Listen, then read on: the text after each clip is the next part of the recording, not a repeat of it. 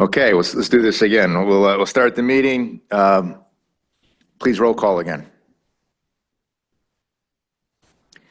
John Righeimer. Here. Stacy Hessel. Mark Helwig. Tom Duffy. Jeff Haney. You have a quorum. Thank you. Pledge of Allegiance. Pledge allegiance to the flag of the United States of America and to the republic for which it stands, one nation, under God, indivisible, with liberty and justice for all. Please read the certification of compliance with the open meeting law. This meeting was noticed to the media and the public as required by Section 19.84 of Wisconsin statutes. Thank you.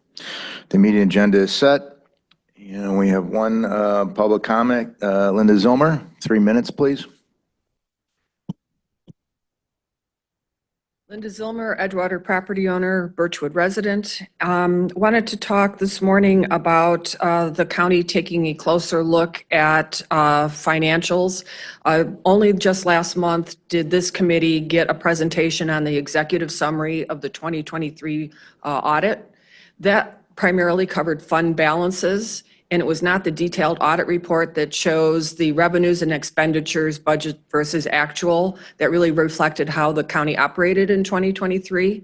So the 2025 budget was adopted without the benefit of knowing where 2023 ended up, without an estimation of where 2024 was going to end up, any fund balances that were available for carryover.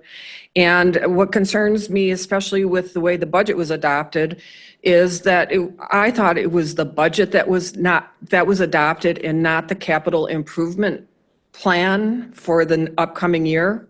If I'm wrong, please correct me.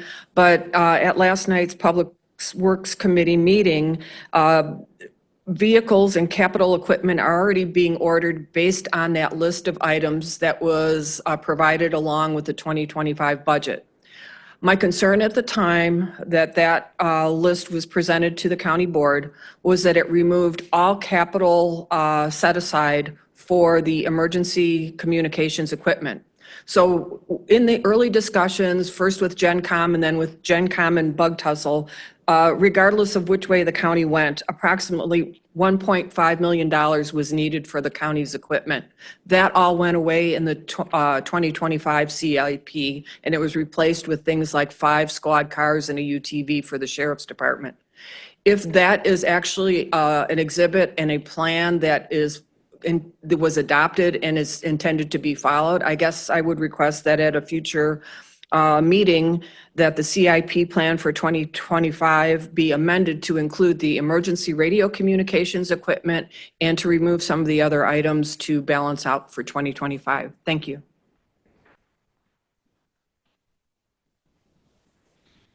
Consider approval of meeting minutes from last month. I so move. Motion by Tom Duffy, second by Stacy Hessel. Any discussion? All those in favor? Anybody opposed? Minutes approved. Number 9, Treasurer's Report. Mr. Lehner. Welcome. It's good seeing you here, though. No problem. Finance Department report.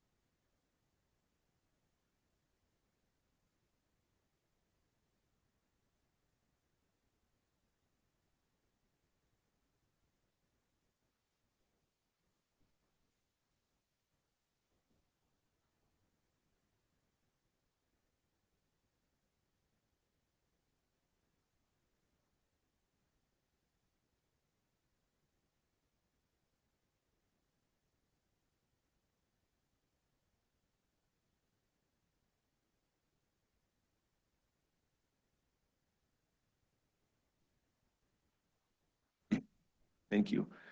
And the 159,000 will go into that assigned fund balance we have for sales tax for when we do have shortfalls in it from budget in future years, potentially. Next, going to look at budget performance. These are very, very early numbers. For the general fund right now, we're sitting pretty good, about 2.5 million surplus. Last year, we were a little bit better. There's still a lot of things that are going to come in, a lot of invoices still to come in, some revenues, mostly on HHS and even highway revenues will come in, but we'll see some revenues in the general fund. Out of that 2.5 million where we're sitting, that allocation of 159 will go to sales tax assigned fund balance. Anything left in airport, which at the moment, I believe we're at about $72,000 surplus, not airport, EMS ambulance. We're at about 72,000. That goes into its own fund balance because we adjust future year levies by any surplus in ambulance. And then looking at HHS, right now, as of December 31st, with what the information we have, the deficit is 1.5 million. We did have a budgeted structural deficit of about 1.347 or something like that. And that was going to be made up between a transfer from general fund and HHS's own fund balance. My recommendation in the end is probably going to be to take that all from the general fund surplus so that HHS's own fund balance can remain intact because they've also got a structural deficit for 2025. So if we can leave that fund balance there, that'll just help us in future years. And I always say every decision we make, we're looking 5 years down the road too, so that we're solvent and in good shape. So that would probably be my recommendation. We're going to see some mostly Medicaid money come into HHS. If I look back at a year ago, we had, I think, a deficit of about 260,000. In the end, we ended up being ahead, and that was because we got some of that Medicaid money coming in. So we should see probably 300,000, 250 to 300,000 come in yet for HHS. There will be some expenses are out of county placements, which were much higher this year. Those will lag a little bit. So there will be a transfer required. That's going to eat up a lot of what's showing as surplus right now. And then for highway, kind of the same thing. Right now we're showing a surplus of $38,000.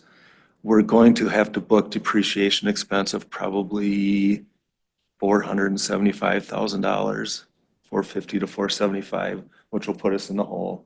We do have a budgeted allocation from general fund of 150 and then use of their fund balance in the amount of another 200,000. Again, I'm probably going to recommend we make the transfer from general fund to cover any deficit.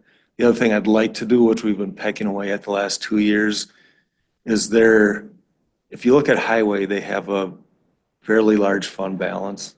That's all equipment, and we need the equipment to operate. So their unrestricted fund balance is actually negative. It went negative beginning in 19, went more negative in 20, more negative in 21.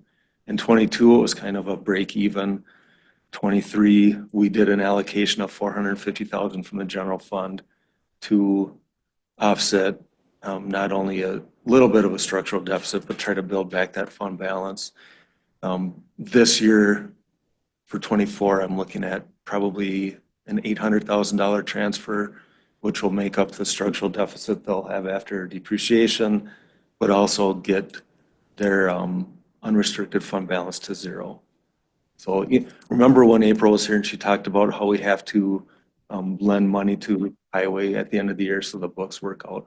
If we get their restricted fund or unrestricted fund balance to at least zero, then that will help a lot with that too. So those will be in March. We've got a lot of closing to do before we get to that point, a lot of money going in or coming in, a lot going out still, but if I look at where we're at and projections, that's kind of where I see us being. So any questions on that? Do you know how much, I know that you said it at one point last year, how much out-of-county placements? We're driving to Winnebago, I assume. Do you know what that amount is? Is it like 1.2, 1.4, if I recall? It's right around there. It's hard to look at it in just one quick line item because it's different areas that do it. So if I total them all up, it's probably right around there, yeah. And that's just what it costs there, not just what it costs for like the loss of a deputy going down and things like that, right? Correct. Okay. Yeah. Just trying to evaluate getting something up north and. Yep. Oh, hang on a second. I can, let's see here.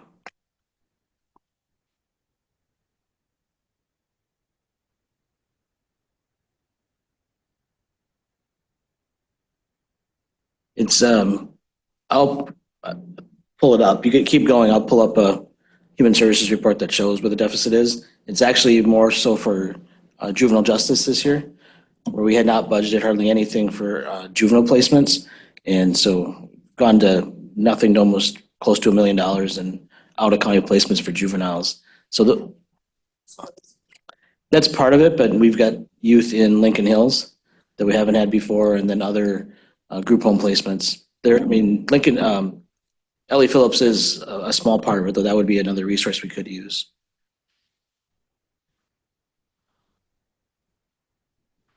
Yep. I'll get the report up here in a sec, though.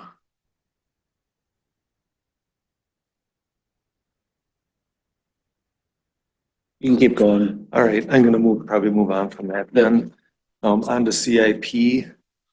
We had 116,000 in purchases in December. A lot of IT stuff, wrapping up some of the projects, jail cameras. We're starting a email consolidation so that we're all under one domain. Right now we've got 4 or 5 different ones, and this will really clean things up. Even as simple as we're trying to think of better ways to check out vehicles. Outlook would be great, but we can't use it because 5 different domains, not everybody has the same access to the same calendar. So there are just some things that it's going to make a lot nicer having that done. And the one we're going to is the one that the county clerk has to use for state reporting. So then that one won't change.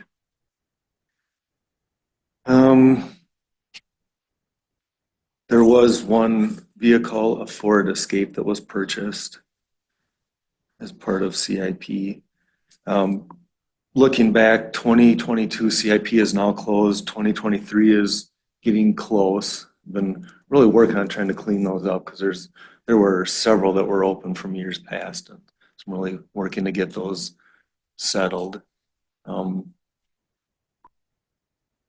guess to address Linda's question, taking the GenCom project out of CIP at the meeting, we said, it's not that we can't do it, it just, we had to know if we were going to do it because I had to have it in a debt service repayment schedule to levy for it. So that's why it was taken out. It was uncertain. So I couldn't do that. It doesn't mean we couldn't do the project this year and then have it in the levy starting next year. So it's not that it can't be done, it's just we had to shift how we were going to do Yeah, it. that's because we were going to end up, we're proposing at least to do the project with bonding. And we would have had to done the bonding before the end of last year. So debt service would have started in 24. I mean, the rest of the capital improvement projects stayed in the budget. Yeah, that's a little change coming from schools to a county is the debt service levy we do has to have a strict set out repayment. If it's half a penny, they call on it. So it's a little different. So that's why we did it that way. Any questions on CIP? Moving on to the investment report. A couple of things I want to point out. It was another good month of interest. The rates were still strong. This is through November. So always keep that in mind. It's a month behind because I don't have bank statements when I prepared my packet for this meeting. So the rates have come down a little bit from what you're seeing, because they're still very, very strong. Mid fours, even ampersand is over 5 still. And I did a little cleanup here too. There was, if you look at the WISC general fund versus WISC note proceeds, the note proceeds was the issue for CIP for 23, 24, the repayment of that Cooper property we purchased at the end of 23, and then also the last part of the courthouse construction project. And all of that had been sitting in note proceeds, and really some of that needed to go to general fund. So I did that in November to get that in the correct spot and move the interest that should have been with it to the general fund as well. So that's why you're seeing a little shift there in those two accounts. So that's all on the report. Any questions there? So then last month we talked about looking at maybe purchasing another CD. So I did contact the people we've used in the past to get quotes for a $3 million CD, a 12-month as of today. And the sheet of paper you have in front of you are the results of that.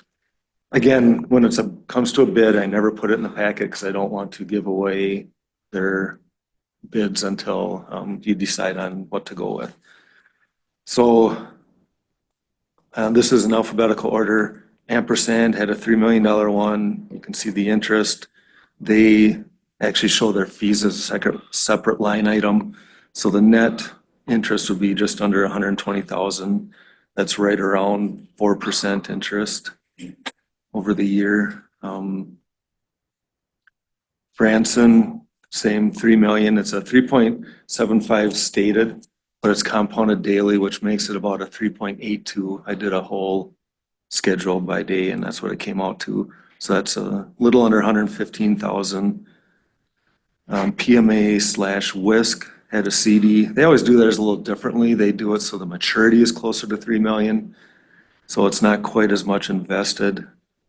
It does have a little bit better rate. It comes in at 118,000.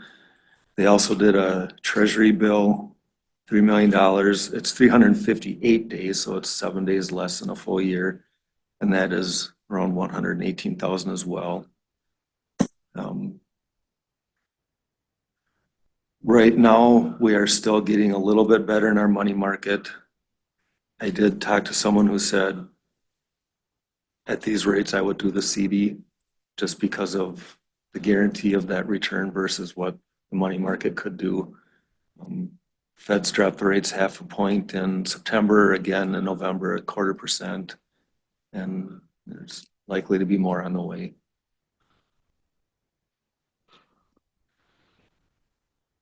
So those are the options. If you're looking for a recommendation from me, it really depends on what you want. Ampersand has the highest interest return, but PMA has a little bit higher rate on that CD. It's not as much of an investment, but the rate is a little higher. So, and we would invest the other 120,000 in the money market and get whatever rate that is. So it's likely it would be made up, but I can't guarantee it. So you would have a home, we have 120 extra with the PMA. We're not investing that, Correct. but you would invest it. Yep, we would keep it in the money market. Oh, money market. Yep. So the risk is, well, if all of a sudden those rates really drop, we don't make that up. But the reason we're doing this is because we're concerned about the risk of the rates going down. Correct. So that's what has to be weighed between the two. Well, I would make a motion for the ampersand.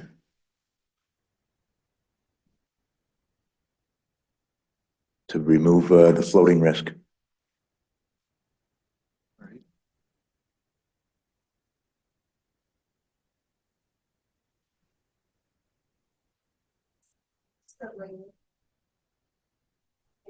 But look at the money. Who's the local, Franson? You like them that much?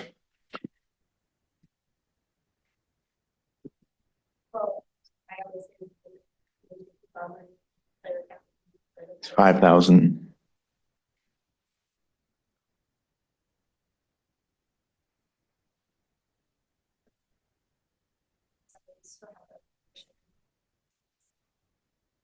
All right.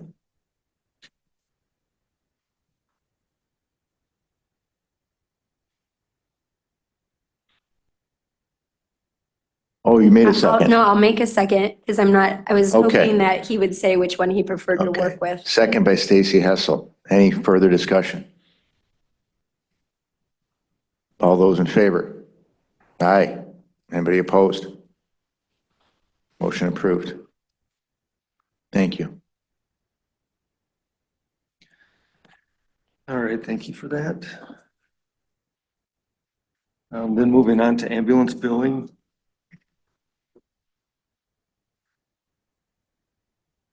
And we're looking December through November now, so almost through 24. I changed, if you want to go down to really the first picture slide. There we go. I fit it in here to make it big enough to see. I did change this slide before. I was breaking down EMS, MC, and then doing a combined. Now I'm just doing a combined where we've been 8 months now with EMS, MC, so I think just combining is a better way to do it. And since we've been with them over 180 days now, we are starting to see the percent over 120 days creep up a little bit because we've got both the 120-day and 180-day column showing up now. And we do have a little bit with a new company that's out there. That's still not alarming. It's under where we were in, most of the past 18 months.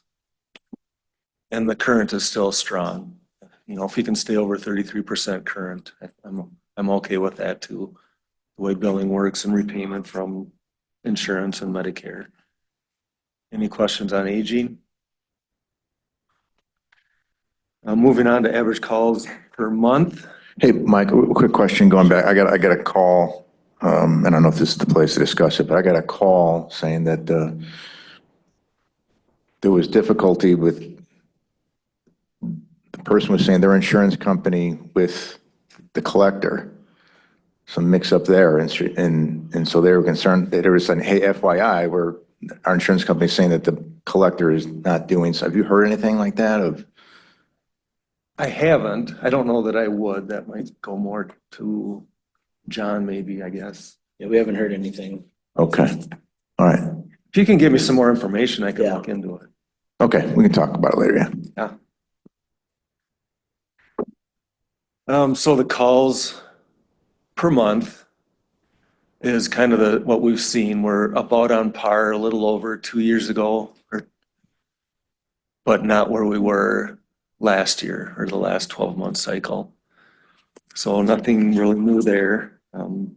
Average billed per month, kind of the same story. We're above 2 years ago, a little bit under last year, but the gap is tighter with last year when it comes to the actual money part, not just the calls. Average collected per month, same story again, above 2 years ago, a little below last year.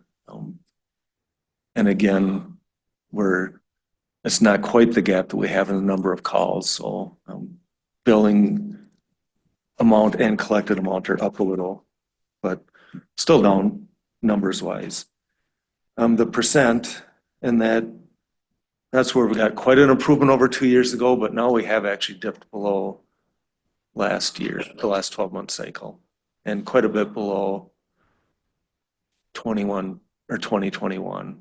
And part of this, and I mentioned it last month, is always going to be a little bit skewed because this new company puts out information right away as far as runs and billing amount, and then they put collections out right away, but that it all gets added to during the month.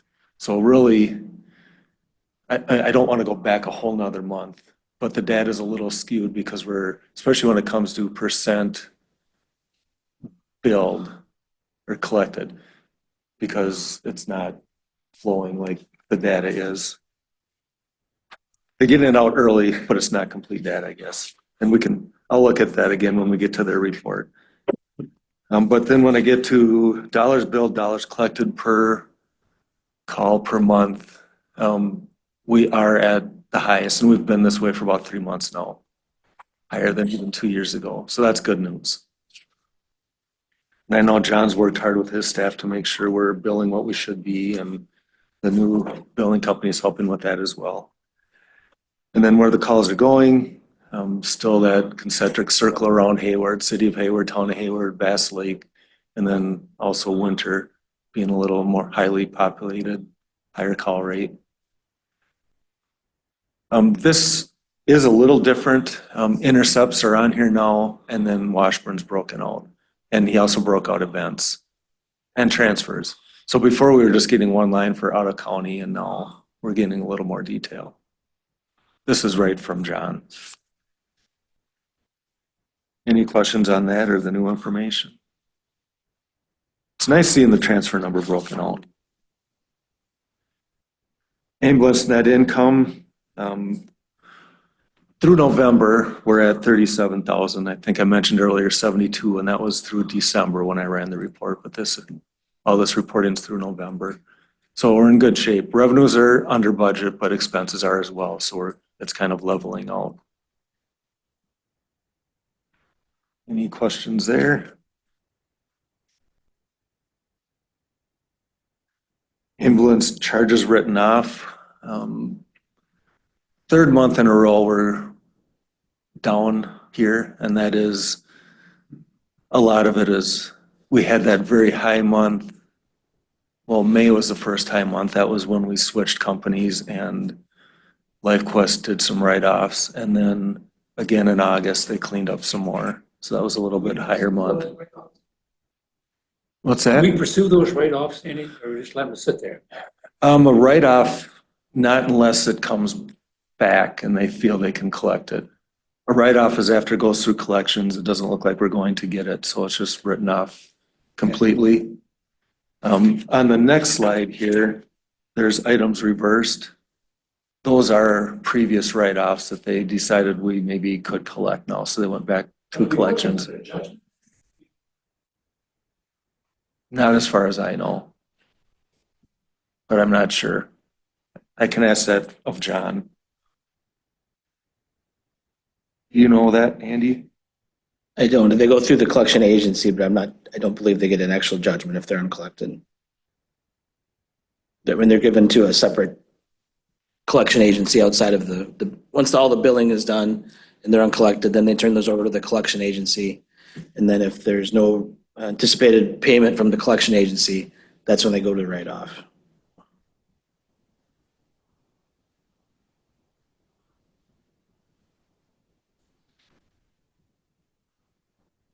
Yeah, I'll get to the bottom of that one.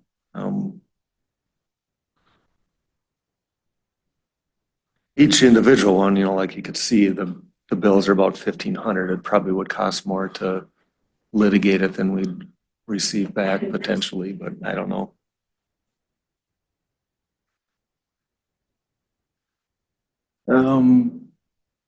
So then this is that newer slide we've looked at where I get the number for dispatch calls, and then I compare that with the ones that are actually billed as runs and get a percentage. And this is where that kind of lag in billing and collecting shows up, because I'm getting numbers right away, but that number keeps increasing for a month or two. But I do adjust it on here as well then. I change all these numbers. So if you look from October of last month to October of this month, it's probably changed because there's additional information available now that goes into there. The dispatch calls doesn't change, but the number of billed runs likely will change over the course of the month. Any questions there? And then the next one is a bar graph looking at by year. So we're almost through 2024. We've got 1 month left.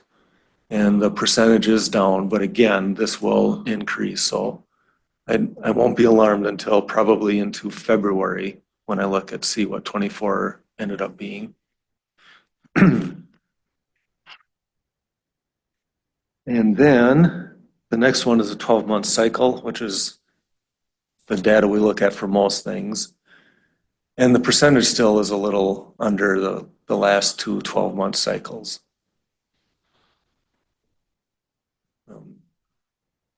That's nothing the billing company controls.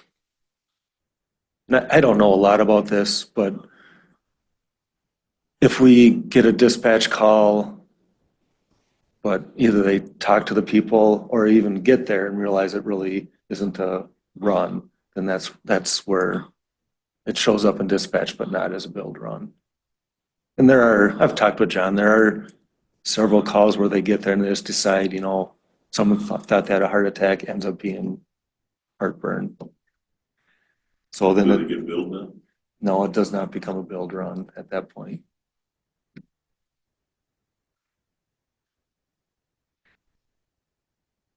The next slide, again, I don't have an update. This is probably one I'll do twice a year or quarterly. It's a lot of hand calculation. But we've had a focus on trying to increase our transports because there's a better repayment percentage on that. We will get paid for one, and number two, those usually aren't through Medicaid, Medicare. It's usually through insurance or the facility. So it's a higher percentage paid. And then next we'll get into the EMSMC report that they prepare. We're getting better information each month. It's really going to take 12 months to get to where some of these graphs make sense, but they're good to look at. So like this first one, this shows the trip count, gross charges, and then net charges. And this is where, like the trip count for November says 78. Well, if I look at this report a month from now, that's probably going to be 140 or 150. It's just the data comes out early, but it isn't complete. And then, so the gross charges aren't complete either. But these two graphs, especially the one on the left, since we're starting with 4 months of a baseline 0, that green bar then just looks like a continual upward graph. After we get to 12 months, that will actually make more sense, and it'll have a starting point and then whether it goes up or down from there. And looking at it, it looks like it's going to go up because we've got more months above that point than below it. But in 4 more months, that'll make a lot more sense and be more meaningful. The data that is good, which I don't typically go through, you can look at your leisure, but it's by payer then. So we've got the billing charges. This is then where it was billed to. And you can see Medicare, it's very high. Medicare Advantage, high. Insurance, fairly high, but lower than those two. So that's, where our goal is 50% collections.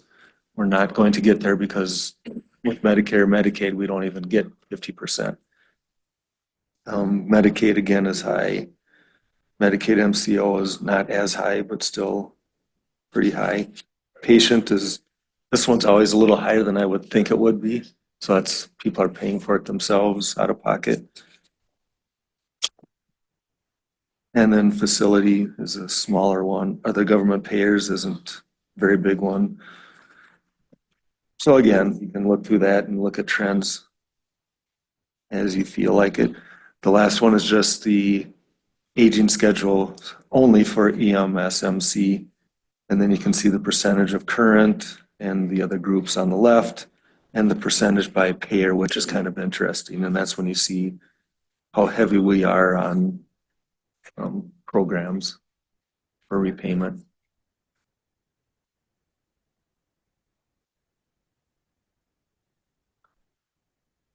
And then final slide is just an accounts receivable reconciliation report. Shows what we receive for payments and what the ending accounts receivable is. And you can see there's a lot out there still. 2/3 of it, even a little more. Any questions? On the ambulance collection, is there a norm? Are we average or what? Where are we?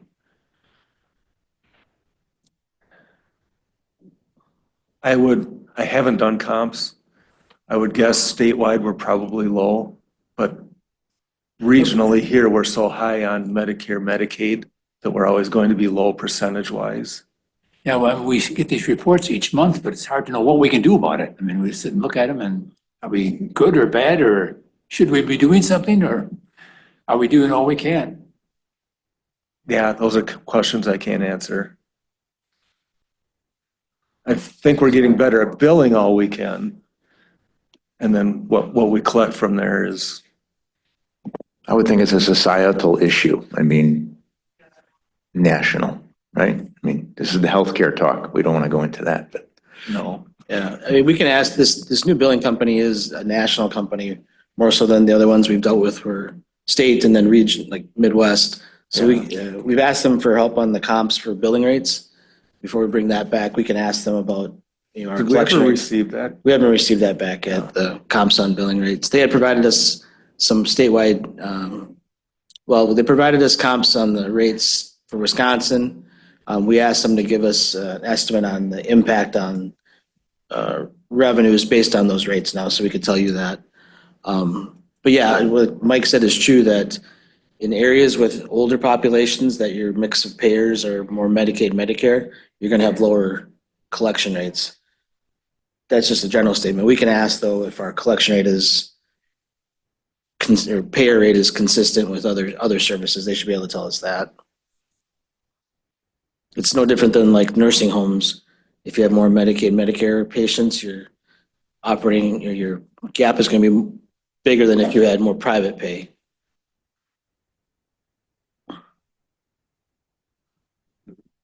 It is. Thanks, Mike. Is there any other questions? Any other questions? I guess mine is a general question, not just on the EMS, but you've done a great job doing a deep dive on EMS. Like, this is a huge improvement from what we had when I first started on the board. Do you see any other areas of concern financially that we should be taking a deep dive like this, similar to this? What is the trend of our county? We talk a lot about EMS, which is great, but it's not something that we have a lot of control over when we're sitting here. So what issues can we address in this committee that would make it better for our whole county?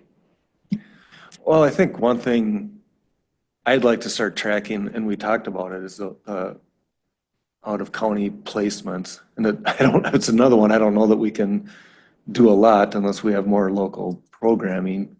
But as that expense is increasing, like a few years ago, the adult one was high.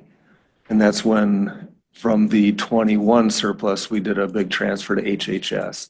Well, then that kind of got back under control, but now, as Andy mentioned, Well, the youth is getting higher. This and then the ambulance, these are services that a county is responsible for providing, correct?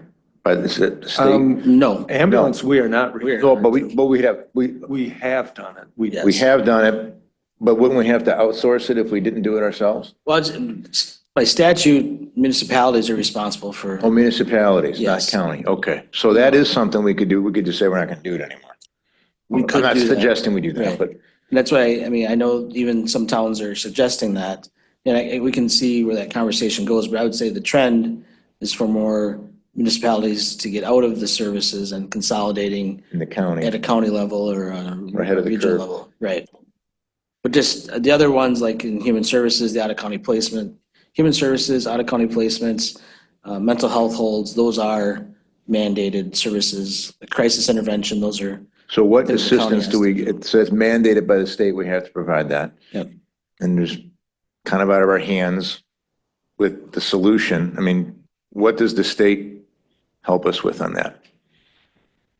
the state does provide some of the funding for mental health and crisis, and that's one of the, you'll hear more about that this year, because one of the county association's priorities is for the state to increase that portion, because right now, there's an unfunded portion of crisis and mental health. I mean, there's some programs that are 100%, but right now, there's about a 25% that's unfunded that falls onto the county to fund. So we're asking the state to fill that gap where the federal funding does not cover. It's an underfunded mandate. not an Underfunded, yeah. unfunded. And there's a lacking of resources to a certain extent, which require these out-of-county placements. There's a lack of resources to pay for them, so the county has to pick up the Or cost. facilities even, I'm And there's a lack of facilities, and the locations are not conducive, especially for Northwest Wisconsin, because our closest facilities are Wausau, Oshkosh, and Madison. And so how does Northwest Wisconsin compare to the rest of the state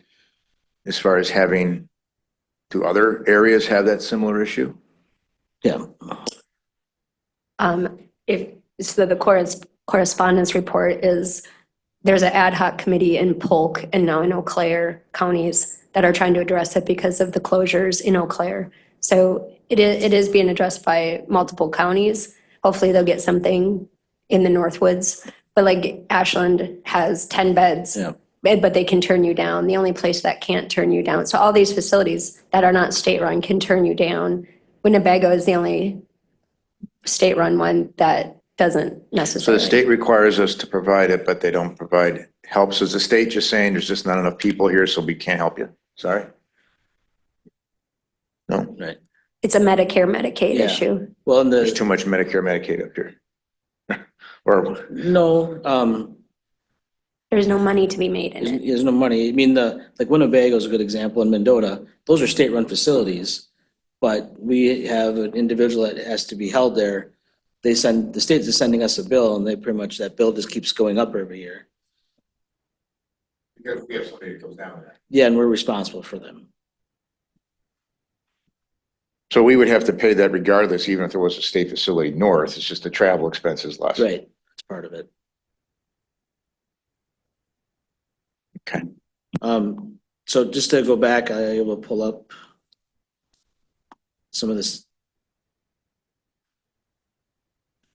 So I just pulled up here, should be showing up. Was there ever a facility up north? Eau Claire had beds. Eau Claire was the Yeah. closest. Had juvenile and adult beds. at That's one still time. considered north. Yes. La Crosse is considered north if you're. Right, exactly. Liz, can you pull up the Zoom on the screen?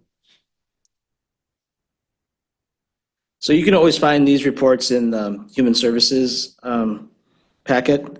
So just going to highlight, so this is the report that shows our contracted cost. I'll try to blow it up here a little bigger. And these are primarily adult placements. You can see though, we have some guardianships that we are responsible for. Limitless Possibilities, which is right here in the middle. We have, I'll show you an individual report, but that's over $500,000 a year for one person that needs 24/7 assistance. That's at $1,485 a day. Then we have a CBRF that we had somebody at that's much more, I shouldn't say, there's less costly. Down at the bottom, we have Winnebago. And so actually, I mean, where the county was probably 5 to 10 years ago when you were talking about referendums and has improved, and they're managing the adult population much better. So for the year, our billing is, well, there's some bills missing, but it's going to be less than $500,000 for Winnebago. Trempealeau is a similar facility for mental health holds that's a little more cost effective, and we're $150,000 there. And then we have another person in transition. So on the adult side, things have improved. Here's example of the highest cost clients we have. A, B, C, D. You can see the person at the $1,485 rate. But that person's unlikely to be moved to a less restrictive placement, and they're in the 18 to 30-year-old category. So that person could be responsibility of the county for quite some time. Then you've got a couple others there that. The cost of them being at the places irrelevant of where it's at. So it's just the cost we're talking about, a wish list would be reducing the travel. Reducing the travel or having the state fund more of the counties. Well, that, yeah, Yeah. they would even consider that? Yeah. Really? Yeah, Okay. that's the pitch going into this year's Okay. biennium budget is for the state to fill in the gap where federal Medicare, Medicare. So that would be, the travel may be irrelevant to us if they ponied up more and more there. Right. Okay. yeah. This is the placement report for CPS. Here where it shows that, the out-of-home care, we have 29. Some of those, that's the children that are in foster care or in kinship care or in group home settings. That's actually improved. But youth justice, the 6 currently we're up to 10 at one point this year. That's where you have a couple youth at Lincoln Hills or Mendota, Northwest Passage, one in a resident setting, and then one in a more of a group home or a 180 program in Eau Claire. Those are costly. What does the LCO, what does that mean? LCO under out of home, so our child protective service area, Yeah. LCO is called ICW, which is the near the. And we pay for that, or We have just to, jointly? we're responsible for those placements, so they're managed by LCO, Indian Child Welfare, but we manage those cases where they're placed and incur the cost for them. Youth justice, the case numbers, but when we get, here's this report's in there if you ever want to look at it. This shows children in substitute care, how many youth, how long they've been placed, where they're placed, and what the cost is. We've gotten the goal is always the least restrictive care and the closest to home. So over the last year and a half, there's really been some progress made on getting them out of a residential facility or into, staying with family or foster homes. So to give them as, I guess I would say, normal living experience as possible, but still getting them the assistance they need. And then this report, the Human Services has improved here just in the last couple of months. This is the purchase service recap. This shows, how much all of our contracts for those placements cost with those different agencies, as well as the like Northland Counseling that we use here for mental health and crisis intervention. The one to point out though is under the juvenile justice, you can see where the security tension, which is like Lincoln Hills, Mendota, facilities like that, really exploded this last year. And my take or my explanation is things were not being done that should have been done before. So that's why we're addressing some of these juvenile justice cases. But we had budgeted $30,000 and we are over $1 million now in placement costs. So we did adjust the 25 budget. And you've heard that some of the things we've done on the adult side with alternate sentencing, like treatment court and diversion. We've gotten grant funds now through HHS to start doing some of those things on the youth side, hopefully to address long-term not having these high security tension costs.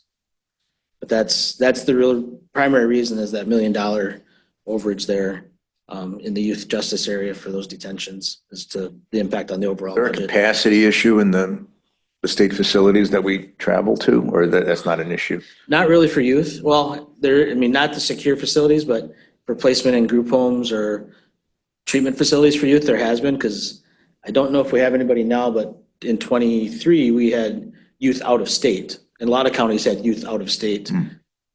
Yep, we had Arizona, What a winner. Arkansas, Missouri.